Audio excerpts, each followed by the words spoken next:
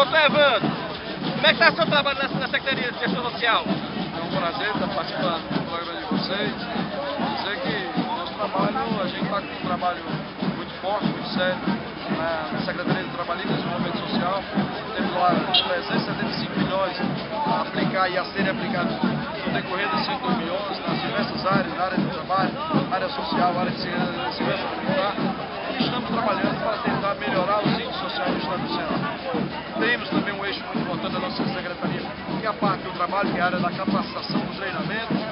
Lançamos já esse ano o primeiro passo e o Criando Oportunidades, e agora, nos próximos 60 dias, a gente está lançando aí o ProJovem, e estaremos disponibilizando 8.500 vagas em todo o Estado do Ceará. Então nós acreditamos que a gente possa inserir na cadeia socioprodutiva do Estado do Ceará aqueles jovens, aquelas pessoas para terem a primeira oportunidade de emprego e terem condições de realmente estarem inseridas em todo esse processo. E essa na zona rural aqui, que teve toca, para motinha, ideia, tem algum trabalho já na Secretaria?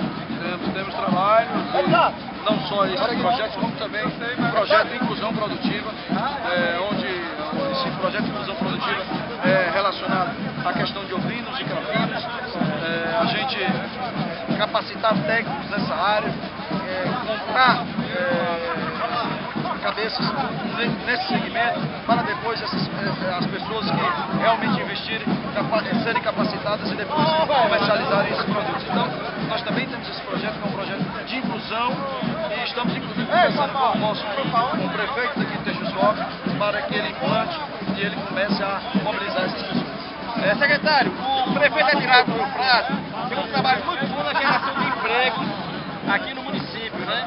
A Secretaria tem como ajudar aqui a Tejuçuoca com relação a algum projeto? Os projetos que nós temos na área do trabalho, realmente, a questão da capacitação desses projetos que nós passamos para vocês.